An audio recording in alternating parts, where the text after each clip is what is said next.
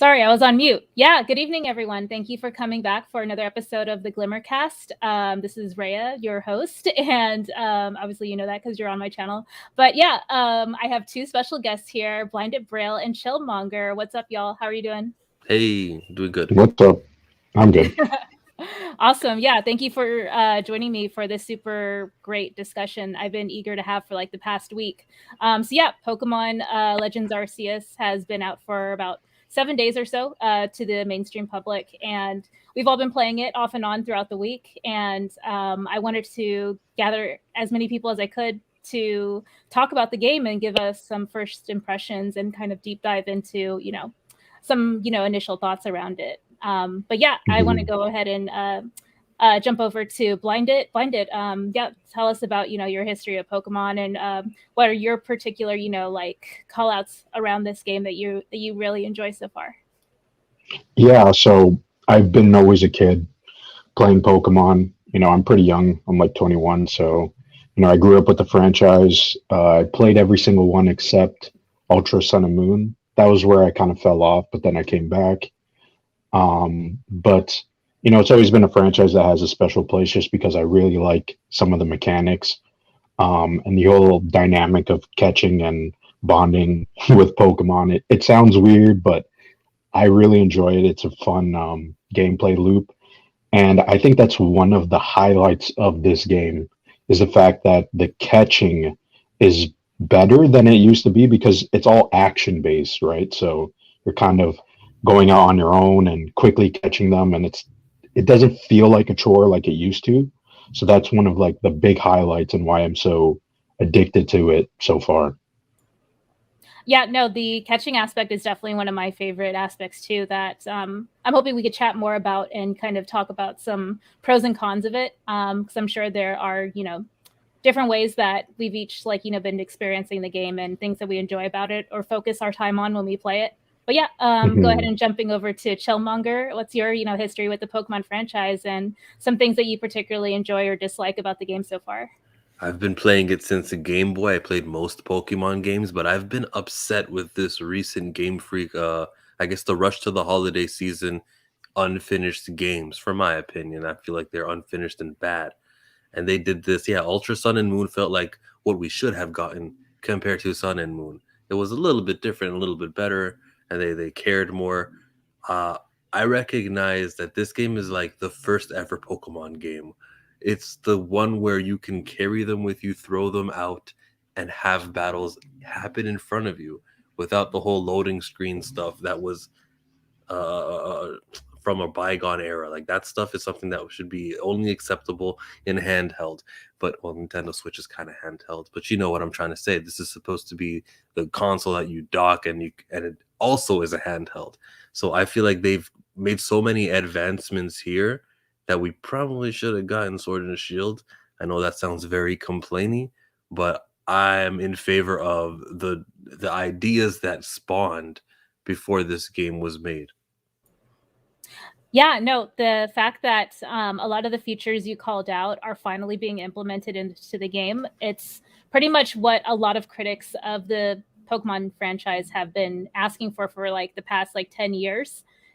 So yeah, I'm excited to kind of like dive into, some of our, initial impressions. Like for me, to Blinded Braille's point, I am enjoying the bonding aspect of, getting to spend more time with my Pokemon. I feel like there's more incentive to um, continue to train any given Pokemon in order to complete Pokedex entries, because that's kind of like another sort of like fleshing out aspect of the game that I really appreciate. That every Pokedex entry for every single Pokemon, like whether it be like I think there's like up to like 900 different types of Pokemon, they each have like several Pokedex entries that you have to basically fulfill as side quests for that one Pokemon.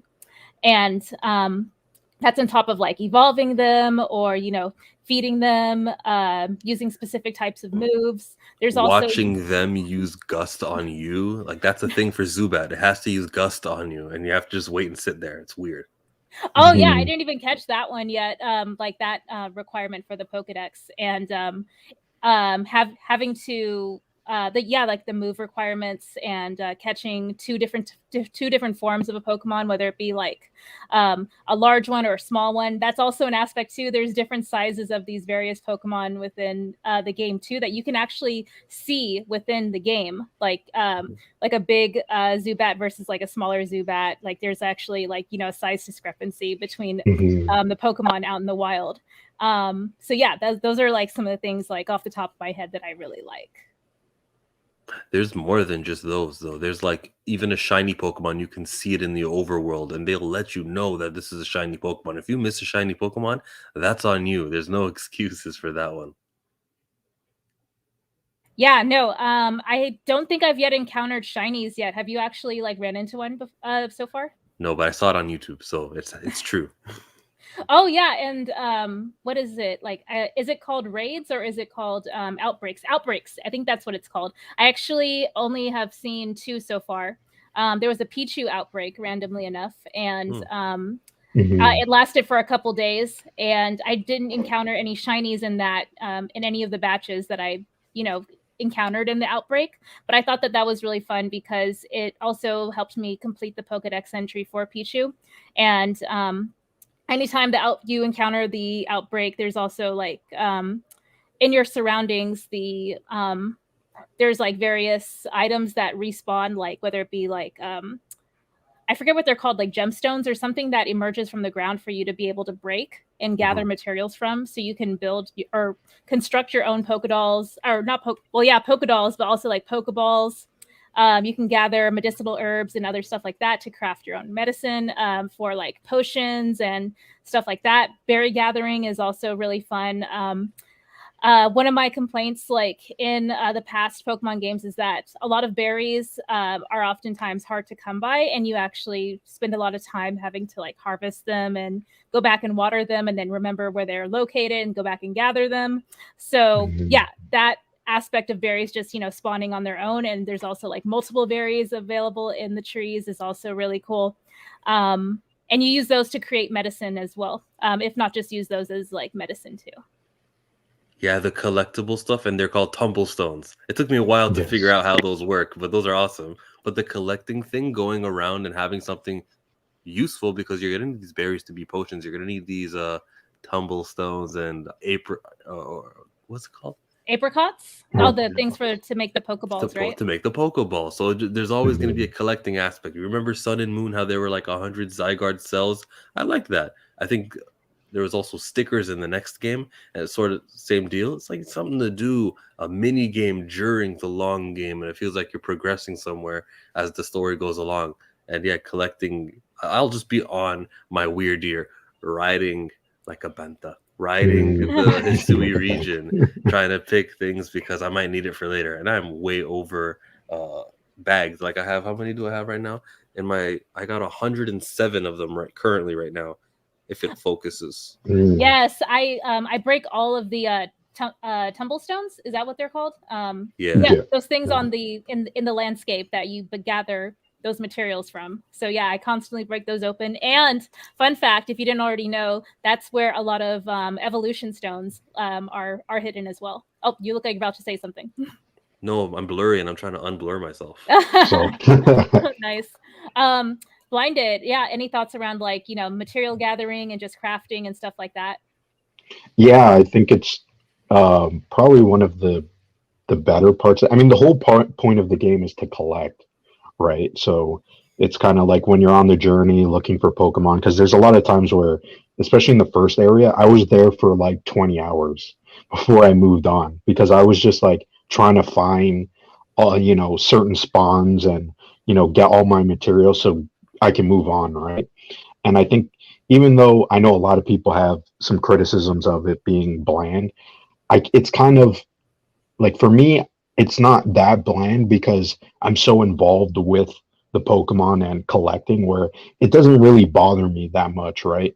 And a lot of people like to compare it to Breath of the Wild, which, you know, it's a fine comparison, but at the same time, I feel like there's more things to do in the world. Maybe not, you know, on a level of doing, you know, dungeons or things like that, right?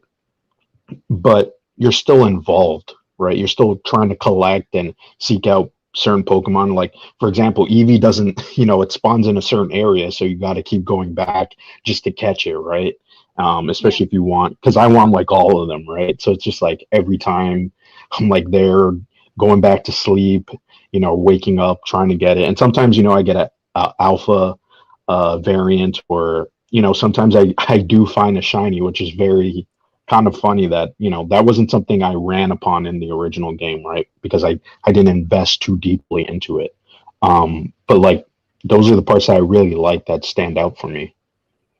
Yeah, no, to your point about like the alpha Pokemon, in the thumbnail I put my own little like mock-up of an alpha Snorlax. So for folks like who haven't picked up the game yet, there are these alpha Pokemon that are basically really large, overpowered versions of the regular version of that Pokemon. So Snorlax is basically like really like powerful, knows a lot of different moves that regular Snorlax may not actually learn in like if you were to train it or teach it moves on its own. So it's also considered a different version of that Pokemon for your Pokedex entry.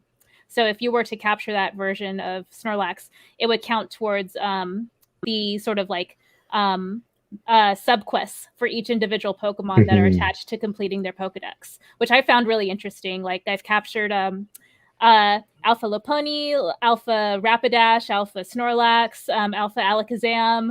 I'm just sort of like traversing the map and leveling up different Pokemon that I capture in order to get Pokedex entries fulfilled, and also capturing Pokemon at the same time. So I've only gotten like to maybe like the third section, I guess, of the story, because I'm having a lot of fun just doing, the Pokedex entry stuff. Yeah. But yeah, I want to go around and ask y'all about, which starters y'all picked and some reasons why you did pick the one you did. Chill? I picked Cyndaquil because it was in Generation 2, and I don't reckon we're getting a new Generation 2 kind of remake of Silver and Gold or anything, so I feel like that's the longest, farthest one away. So yeah, Cyndaquil it is. That's not really a good reason. It's not nothing against Oshawott, nothing against Rowlet, but they're too recent. That's fair. How about you, Blinded? I picked Oshawott.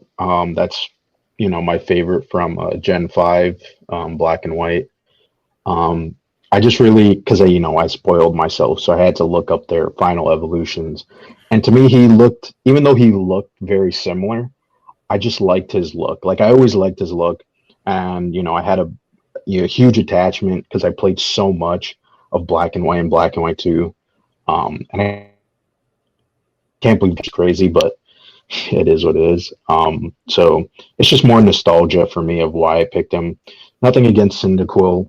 I love Heart Gold and Soul Silver, and I always use them too. But I just didn't really like his new variant, so to speak. So yeah, going with nostalgia. Yeah, no, nostalgia was definitely the reason I picked Cyndaquil as well. So my favorite starter, like overall, is Totodile. So I guess like the closest to Totodile would be Cyndaquil, because they're in the same generation from Gold and Silver Gen 2. Also, similar to you, Blinded, I'm a little frustrated with the final form of Huisin region. I think I'm probably mispronouncing it, but that's basically the region this game takes place in. And I'm a little frustrated with the final form of Cyndaquil's evolution for... Oh, are y'all hearing some feedback right now? No, it's no. I'm hearing some music. Are y'all hearing it? No. That's so weird. Yeah, I'm not playing anything, so. Oh, got it. Sorry, that was me. I had a tab that's just started randomly playing. Okay, anyway, my apologies there. That was my fault. So yeah, the final form of Cyndaquil. So like Cyndaquil, Quilava, Typhlosion. Yeah, so like this region's version of Typhlosion, it's fire and ghost. Spoiler alert. So as y'all may know, as like, longtime Pokemon players, almost every Pokemon is able to learn the move Bite. And Bite is a dark type move. So I'm basically getting bodied by like every other Pokemon that knows either Punch or Bite anytime I use Typhlosion. So yeah, that's kind of why I am a little ticked off that I did end up picking Cyndaquil for that reason, because it's really hard to train them almost anywhere. Yes, yeah. Man, I didn't even get to the part where you can evolve. I see it say you can evolve, but I didn't do it yet. And I'm thinking, these Pokemon games are so easy. I'm going to keep him as a Cyndaquil as long as I possibly can, maybe to make a challenge for myself, just to counteract the automatic experience share. No, I actually really like that feature, because sometimes like I don't want my Pokemon to evolve until I finish all of the Pokedex entry stuff. Like, for like I just caught this grass type Pokemon named Cherub, and before it evolves into Cherubi evolves into Cherub. So sorry. So I captured Cherubi, and it's a grass type Pokemon, and I had to use Absorb, which is a grass type move, like X amount of times, like in order to fulfill that little like subquest in its Pokedex entry. So even though I was able to evolve it at like whatever level it evolves at, I think it was like level 25, like I had to make sure to, use that move before I evolved it. So that's kind of like one example where like I actually really appreciate them like not automatically evolving your Pokemon, or like anytime your Pokemon goes up a level in the old games, they would just automatically evolve. You have to press the B button to like to keep them from evolving, or give it an Everstone, and they're just looking at it like, why do we do it that way? That's the old way. Why don't we just make it better? Because now you can have a level 100 Magikarp and you're not doomed. You can evolve it. Yeah, and then you don't miss out on any moves that in past games, like if you don't evolve your Pokemon right at like, let's say level 36, you'll miss out on it learning like a really good move. And then you'll have to go to a move tutor and pay them a heart scale or something to teach that Pokemon. Now you have this move bank list that it's even better too. Now that like I'm thinking about it, like you can go back and swap out moves. Like that you don't have your Pokemon forget that move anymore. It's really cool. Yeah. All of these like little like nice to have features really improve the gameplay experience for me. Yeah, and I feel like these are features that are not going anywhere. So they made the franchise better by coming up with these ideas. It's sort of like if you go to the Pokemon computer thing, the PC. The PC, yeah. It used to be withdraw, deposit Pokemon. There's the item withdraw, and there was all these. Now you just go there, press A, and you're in the move Pokemon screen where you can move them in bulk, and then they advanced further with Sword and Shield. You don't even have to be at the computer anymore. You just kind of press start, and those advancements, no matter what we can complain about with the trees or whatnot, that's always gonna stick, and they're making the franchise better with things like this. Yeah, there are all these like quality of life improvements for sure. Oh, Blinded, sorry, were you about to say something? No, I was just saying I agree. I think the quality of life in this game drastically improved, and there were things that people have always complained about, like swapping out moves. I think that was something that should have been added in other games, but especially because those games focus so much on battling. Well, here less so, but it's still part of the game, right? And so I just think that a lot of stuff like that, it should be praised, right? Especially from a Pokemon fan perspective. Yeah, no, like I totally agree. Like just like the ease of play now is like it's almost second nature. Like I can't imagine not having a lot of these features that I've gotten used to having in the past like week. I'm almost like wondering why I was living in a cave almost, like and just putting up with a lot of like the I have to make a decision between two really good moves that I want my Pokemon to be able to alternate between. Like now I don't have to have those types of decisions anymore. I can have either one.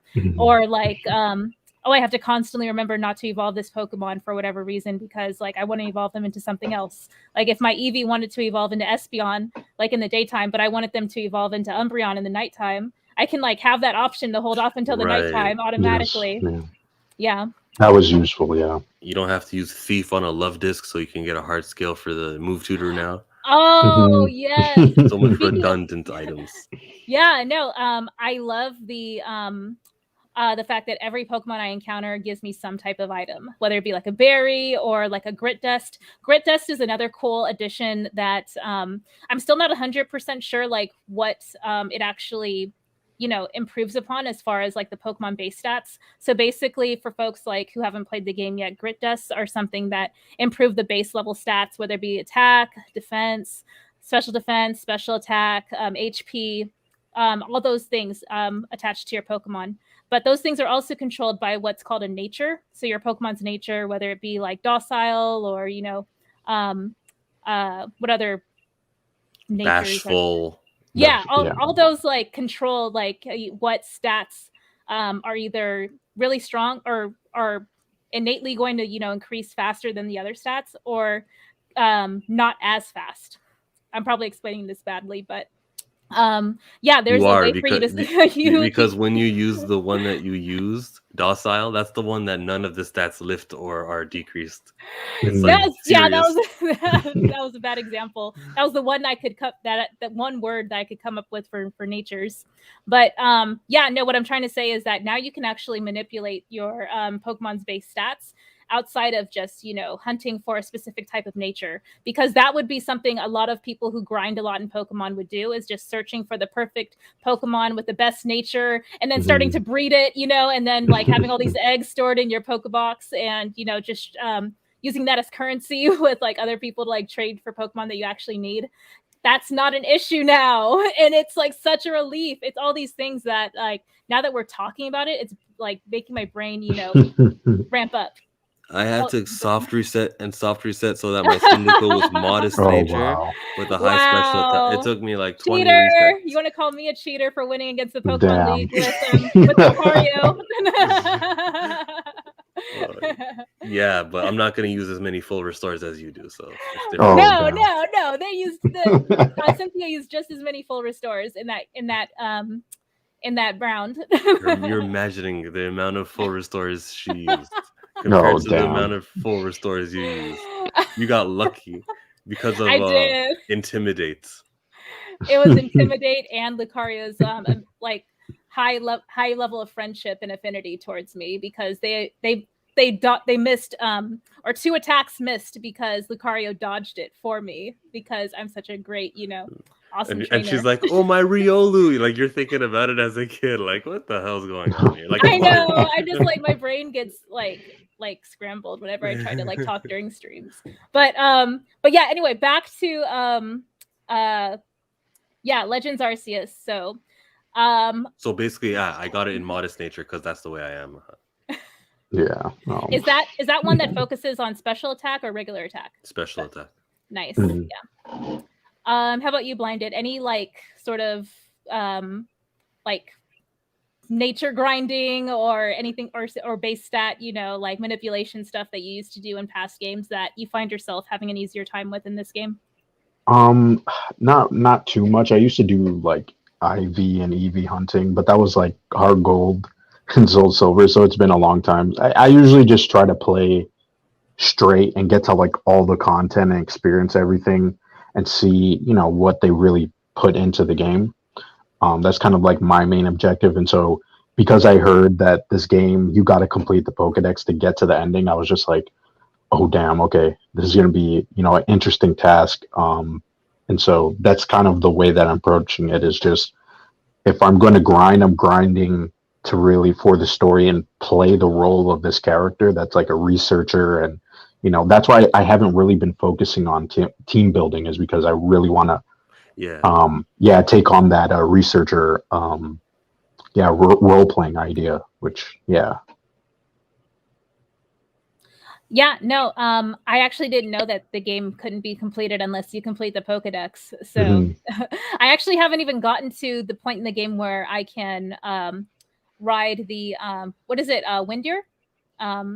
Weirdeer. Yeah, no, that's an evolution of Stantler, right? Or no? Yeah. Okay. Yeah, no, I did as little like spoilers, like I stayed away from spoilers as much as I could before I got the game. So I'm basically learning as I go, but I'm enjoying it a lot. I'm like 35 hours in, but I'm not that deep into the story because I'm just enjoying the grinding aspect of it. But Yeah. but I'm also 35 hours in because I've been basically walking everywhere and waiting for EVs to respawn and just leveling up my team and stuff like that.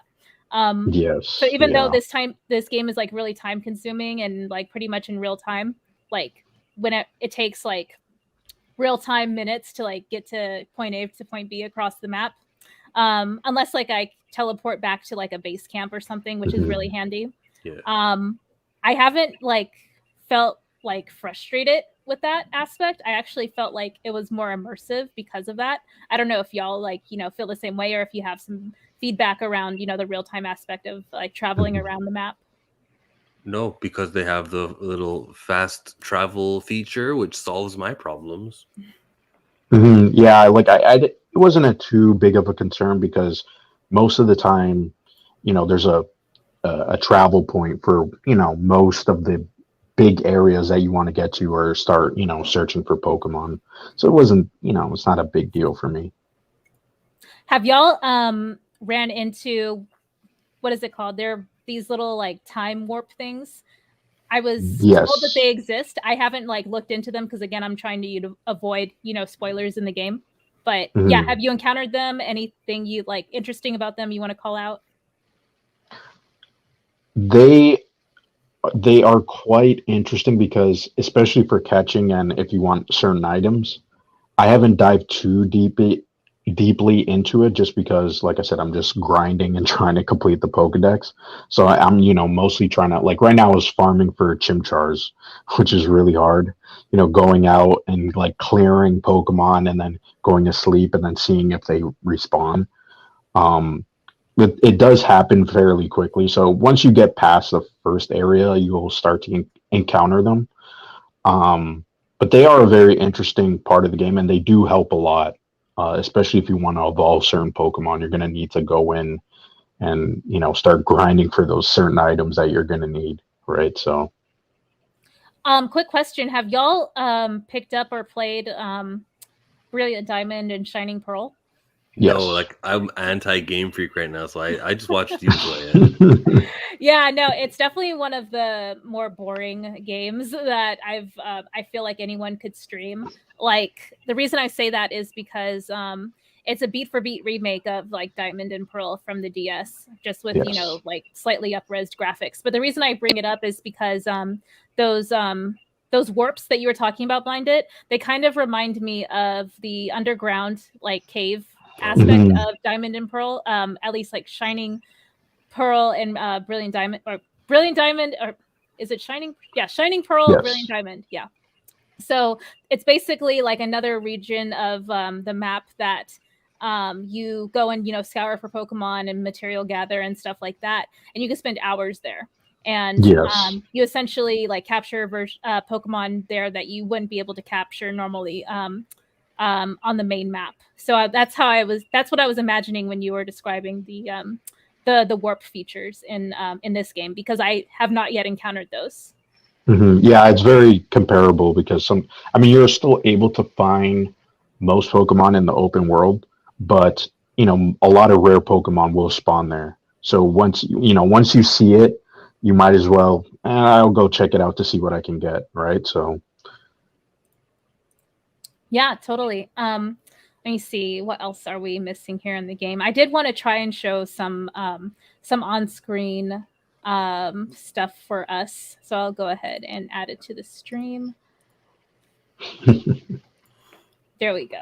So yeah, I was showing a little bit of this during my playthrough yesterday. Actually, I was trying to change the layout so that we could all, be on screen at the same time, but I might have to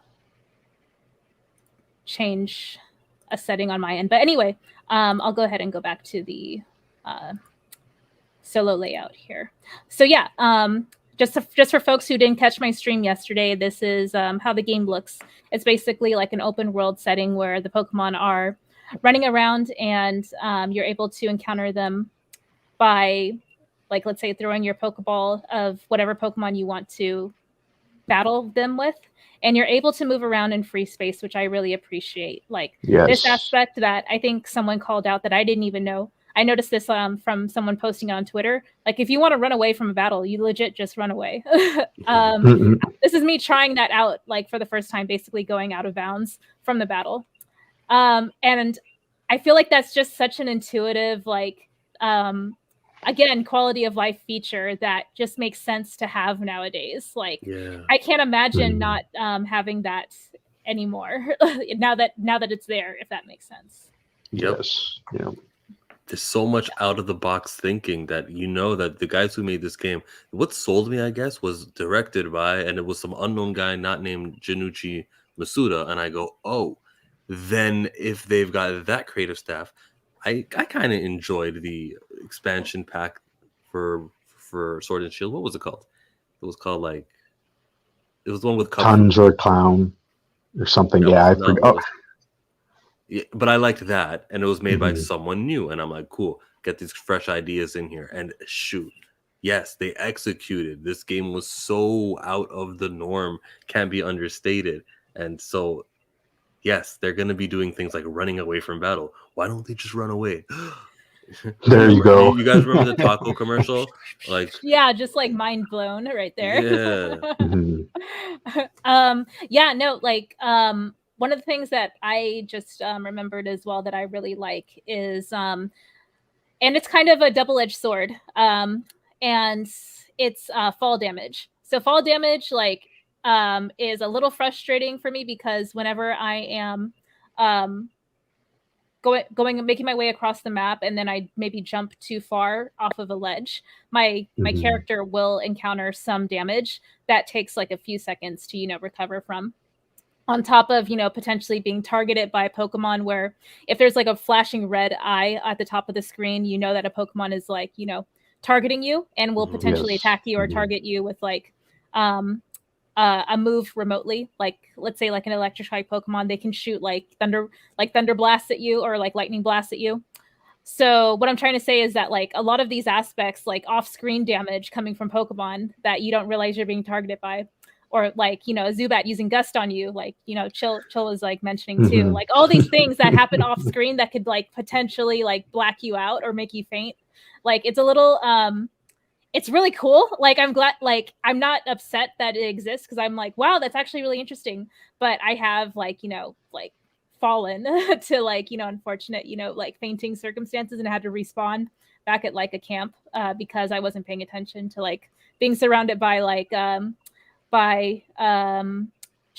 Yeah, like the little electric cat type Pokemon. Shinxes are just super aggro, or Boizles are really aggro as well. They will like literally just attack you out of nowhere. Zubats, Drifloons, all of these Pokemon that spawn in mass, like in the beginning of the game. Starly are nice. Starly just fly away. Yeah, yes, that was the most funniest part. Yeah, running up to them. Yeah, I like sneaking up behind them, making sure they face the opposite direction. If you throw those Pokeballs, you'll get, maybe it's called a critical catch, but you get a higher chance of catching it. Yes.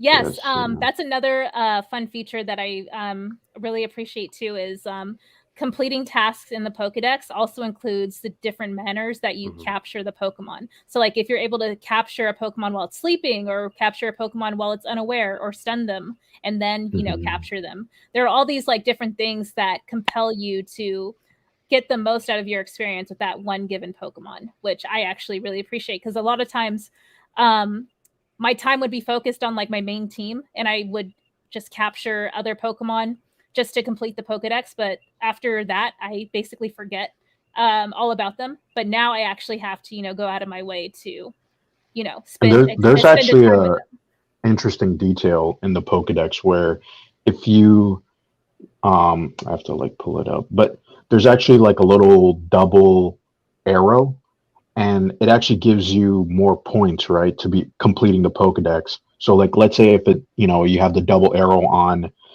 you know, catching it, you know, 10 times, right? If you do that, you know, only that specific column, you'll actually complete the Pokedex faster than if you did ones without those, you know, double arrows. Yeah, you could see the red and the double arrows, the white arrows. So if you complete those columns, you will get more points. You'll get like 2 times points, right? And so that will increase, you know, when you complete the Pokedex. So it's actually, they don't tell you that, but I discovered that and it's very interesting. That is really interesting. I had no idea why certain requirements in any given Pokedex were red and some weren't. Mm-hmm. It's double the points. That's helpful. really good to Mhm. know. Thank you. I will allow that spoiler because it does help me. You know what? All of the text that we have to read in this game, and they don't tell us the most important thing.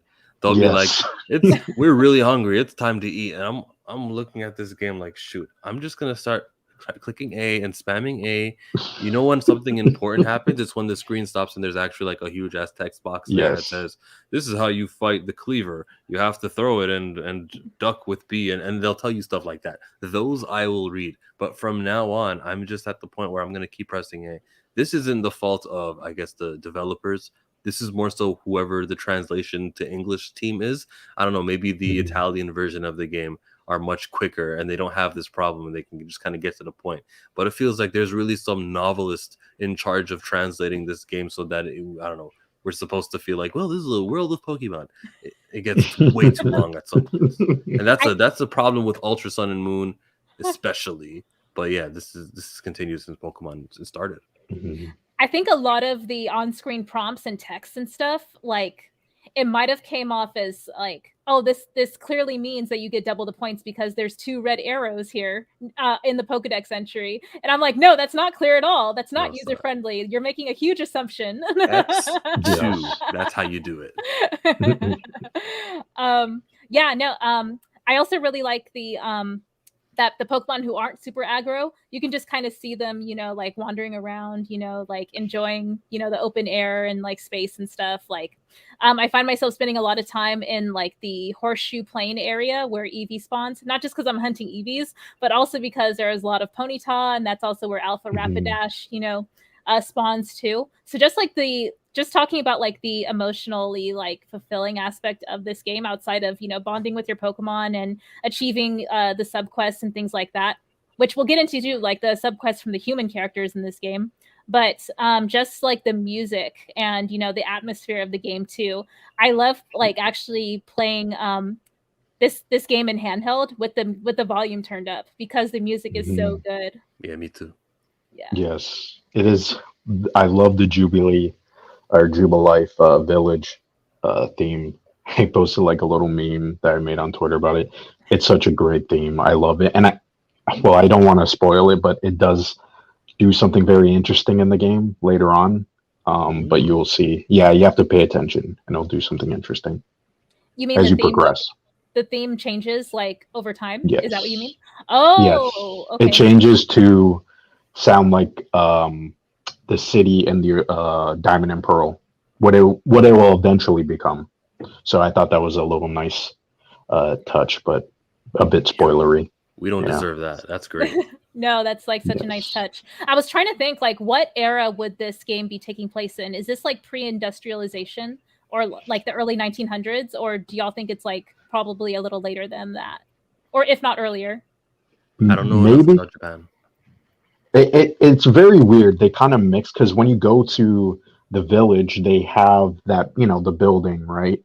And it has those I'm forgetting the Pokemon's name, but it had a variant in Sword and Shield, right? Oh my god. What's his name? Farfetch'd? No. It was the poison type. And you know he had a hat on. I'm like totally blank. Yes. And so it's on the building. And so it kind of makes me believe that it's like actually an industrial times, but it's like mixed with, you know, ancient Japan. That's kind of like the take what I'm getting, because they also reference what is it, Aloha, or the region from, I always mess up the names. Yes. Region, yeah. Yeah. So I'm kind of leading toward industrial times. That's the vibe that I'm getting. Got it. No, that does make sense. Jumping to the requests. So the subquests of this game, on top of the subquests in the Pokedex attached to each Pokemon, are called requests. So those are tasks or jobs or whatever that the player is given by different NPCs in the game. And a lot of those come from the villagers within Jubilife Village, which is like the main like sort of city where you go and like report to I guess like your leader. Not to spoil the story or too much, but basically instead of badges in this game, you get stars. So that's essentially for where you go to report to earn additional stars for every new milestone you complete in the the game. But yeah, which is not as good as badges. Let's be real. Yes, We can get I some do miss gyms in here. badges. Yeah, no, yeah, Good badges point. Yes. were pretty fun. I do love all the different personalities of like the gym leaders across time, in every gen. But yeah, the request aspect from the NPCs, some of them are a little, I don't want to say like confusing, but not as clear to complete. Like a lot of times, I find myself like having to turn on the guide to give me basically direct me to where to do a different request or side quest for an Yes. NPC, which is really helpful. I'm glad that exists within the map. You can turn it off or on. I do keep it on most of the time because otherwise I would be looking for whatever NPC I have to report to for like days, like going into every house, talking to every person. But yeah, I don't know if y'all have like gotten to do a lot of like requests yet. Yes, I'm like did most of all the first ones in that area. So I have like I think 35 done so far. That's a lot. Yes. Yeah, there are I'll say this. They are still very fetch questy and there's two that are such a pain. Holy crap. And they're very annoying. One is with a Buizel. You got to find I guess well this is very early so it's not a spoiler per se, but you got to find a very big Buizel, right? It has to be like over 2'8", right? And if you do that very early in the game, you're gonna have a very hard time. It's just such a pain. And there's another quest where you have to complete. I'm totally forgetting. You mentioned the Pokemon, the cherry Pokemon. I totally blank on his name. Yeah, Yes. Cherubi and Yes. Cherum. Yeah. That one. Yeah, you have to complete 100%, but his spawn rate only shows up in shaking trees, right? Yes. And it's just super annoying because it's like every time you go and you're like, okay, this is going to be it. It's not that, right? And that's like if you really want to do it early in the game because I know he shows up later. And then that way you could just catch him and complete it quickly. But if you want to finish it, you gotta like, evolve it and then battle with it. And so that's what I've been mostly trying to do, right? Trying to finish those little side quests. Even they're fun though. I like them. Yeah, I actually did complete the Buizel request to capture a really like big Buizel because like I said in the beginning of the stream, Pokemon have different sizes. It's not like all the same sprites of Pokemon that respawn across the map. You can actually see the size discrepancy. So that particular Pokemon respawns a lot like in the beginning of the game. So I was just, kind of going on a spree capturing as many as I could and just being willing to like give them to the guy to like compare them against his and then complete the request that way. And then I just started the Cherum Pokedex completions request too. But yeah, like requests are pretty fun for me because I get additional items that are really helpful, whether it be like things that I can sell like Stardust. Stardust, appear in the Tumblestones too, and that's a quick way to make money. And you're also given like some special items from doing every request too, whether it be like medicine or Pokeballs and stuff like that.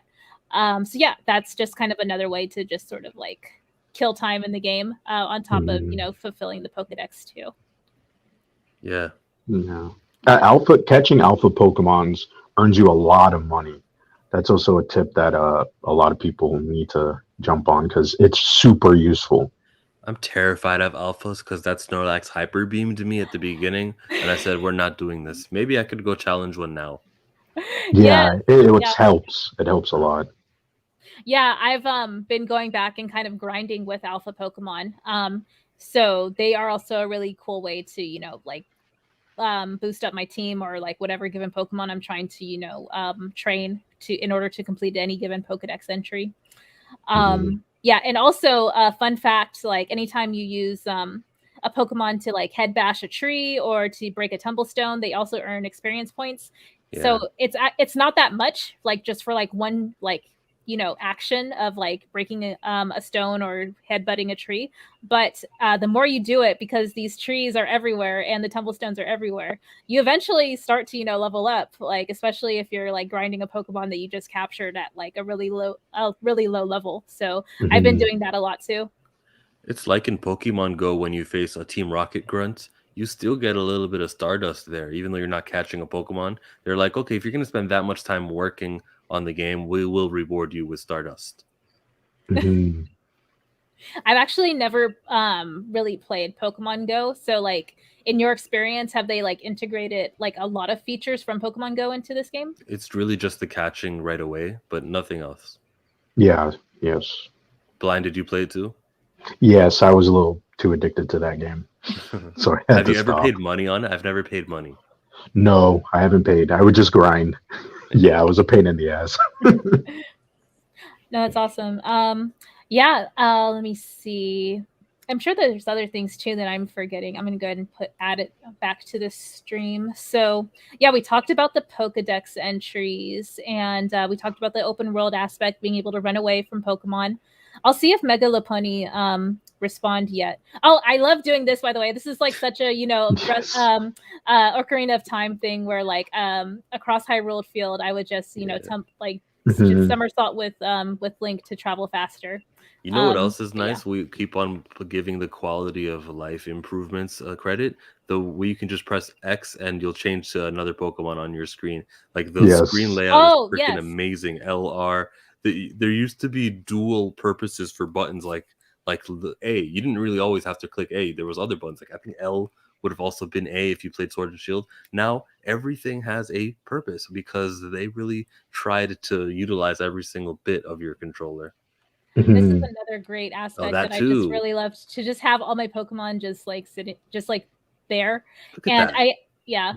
recorded And they them react to you falling too. asleep too. Yeah, you could talk to them. I haven't figured out how to feed them yet. So some of the Pokedex entries require you to feed a Pokemon, and I tried feeding my Pokemon berries in battle, but that didn't count. So I don't know if y'all like know what feeding your Pokemon counts as. Yeah, you it's easier if you're like in the bushes and you just throw them a berry and then they'll run up and they'll, start eating on it and then that kind of gives you like the green little icon above them and then it's easier to catch because they're distracted. Oh, so they have to be a wild Pokemon in order for that to work? Yes. Oh, okay. So my Pokemon in my team will not eat this berry. No. Got it. Makes Okay. sense. Yeah. If it was an underhand throw, maybe they'd eat it, but like you're whipping that at them. Yeah. Mhm. I And love actually that there's yeah. a interesting point too. I haven't experiment with this too so much, but if you actually throw and hit a spoiled apricot at that, at a Pokemon you're catching and then try to level it up, it actually doesn't like you because you originally did that. Yeah. It'll kind of not react favorably in battles or, when you take it out of its Pokeball.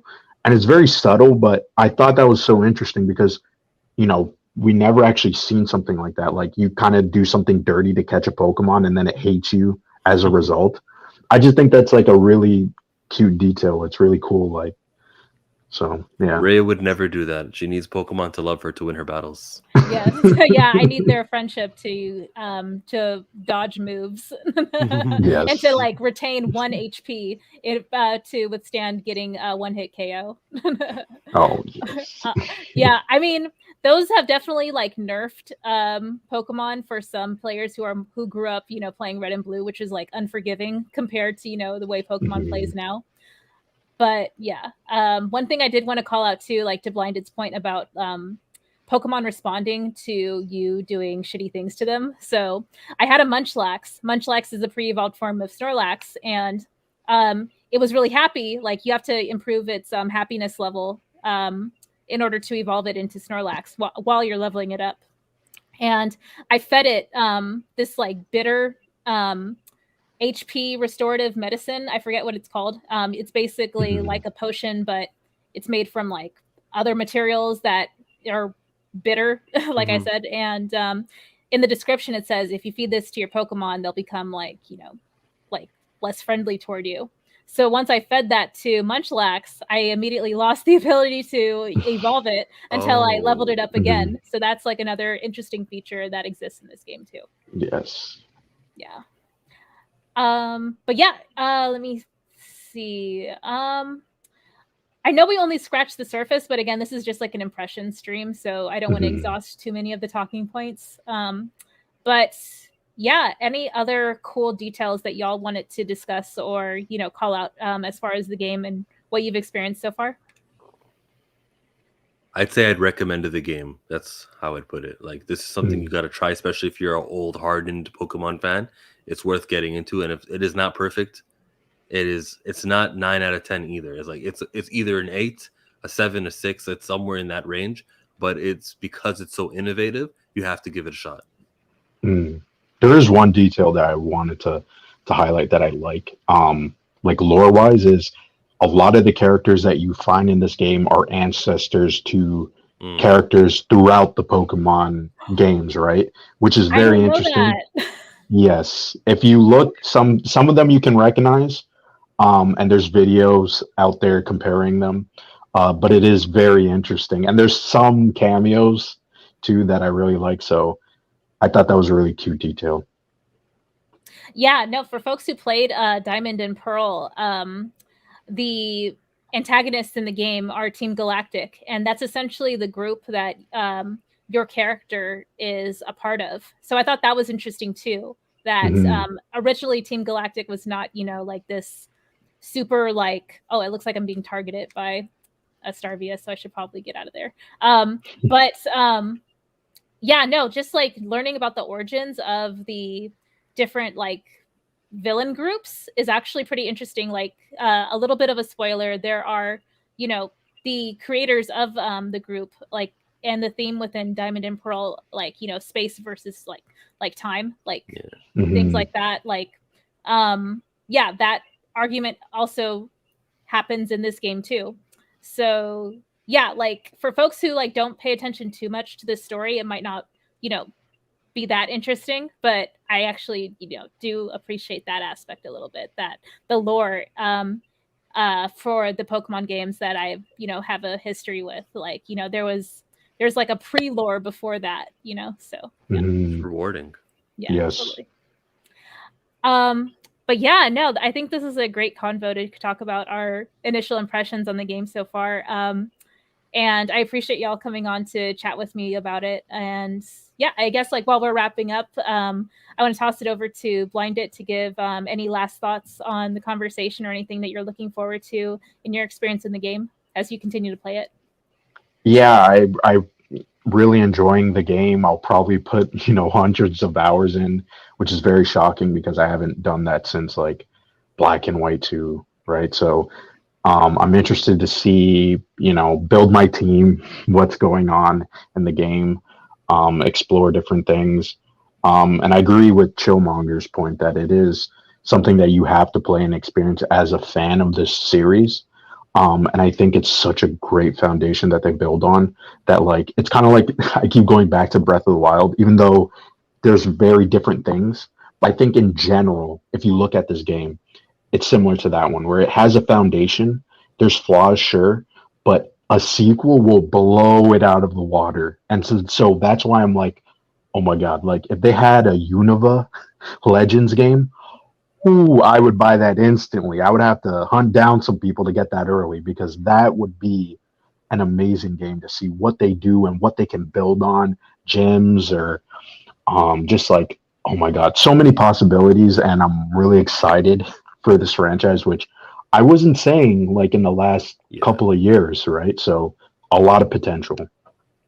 Yeah, some of the themes that like I would love to see like in future iterations of this game, like in the Legend series, like to the point you were talking about, like the Unova region, or even like the region, I forget the name of it, in Black and White, where they sort of touched on merging Pokemon. Like, can you imagine, like, there's already like this thing online that people probably know of where you can merge like different aspects of a Pokemon in their pixel art, and then the generator will spit out a version of that Pokemon.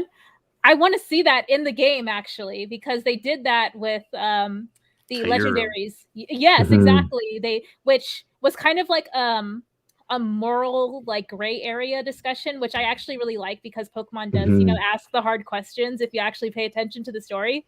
So the aspect of like genetically modifying Pokemon and merging them, like I want to have that conversation in the game. I want to see like the story writers take that question on, like, and I want to see it in this format. So that's getting me really excited thinking about that. That was the last great story we had, don't you think? That Generation 5 Black and White stuff about are they being trapped in the Pokeballs? We got to free them. Oh, maybe this team isn't so evil. That was great. I love that game. Both of them. I love both of them. Yeah, Black and White too. Yeah, like 2 was great. Like you look like you're upset about 2, or you think that 2. I was gonna say that I can't tell what the story is in this game because I stopped reading the text now. You go up to the library to the top floor, you see the guy sitting down, and he's like, "Hey, you're doing a great job." And I just like, "Hey. Oh, look, there's a new place to go to. Let me go catch that Pokemon now." Yeah, that's totally fair. Yeah. But yeah, tossing it over to ChillMonger. Any closing thoughts or things that you're looking forward to while you continue to play the game? Yeah, I'm looking forward to the Legends series continuing. As far as when I continue with the gameplay, though, I hope the final boss is satisfying and it's not just simply roll out the way. I'm hoping it's more. There's another feature. There's another ride Pokemon. There's more. I hope. Yeah, I hope that there are additional Pokemon that you can like cross bodies of water with, you travel across the land with, things like that. I would love to see that too. For me, I am just looking forward to seeing what other Pokemon I encounter on the map, because I have no idea what other Pokemon out of like the 900 or so that exists I will actually encounter, or what forms I will encounter either. So yeah, I'm pretty much excited for that too. But yeah, please check out our guests, ChillMonger and BlindedBraille, on Twitter and on their respective YouTube channels. The links are in the description below the video. And yeah, this has been Rhea with the Glimmer Cast. And thanks so much for watching, y'all. Take care. Bye. Peace.